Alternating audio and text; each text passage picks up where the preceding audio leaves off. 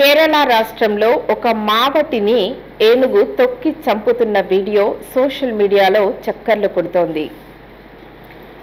కేరళ రాష్ట్రంలో ఓ ఏనుగు మావటిని తొక్కి చంపుతున్న వీడియో సోషల్ మీడియాలో హల్చల్ చేస్తోంది.